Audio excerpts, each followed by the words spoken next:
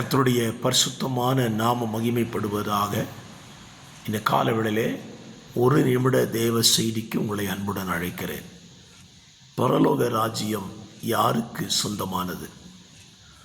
பரலோக ராஜ்யம் என்பது கல்யாண வஸ்திரம் தரித்திருக்கிறவனுக்கு சொந்தமானது.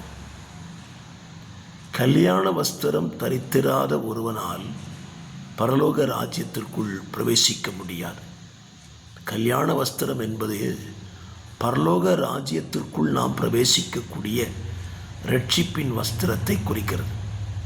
இரட்சிப்பின் வஸ்திரத்தை பெற்றிராத ஒருவனாலும் பரலோக ராஜ்யத்துக்குள் பிரவேசிக்க முடியாது. ஆகவே இந்த காலவேளையிலே பரலோக ராஜ்யத்துக்குள் பிரவேசிக்கிற அந்த இரட்சிப்பின் வஸ்திரத்தை அணிந்து கொள்வோம். அசுசிப்படுத்தாதபடி காத்துக்கொள்வோம். கர்த்தர் நம்மை தேவராஜ்யத்தில் பிரவேசிக்க பண்ணுவார்.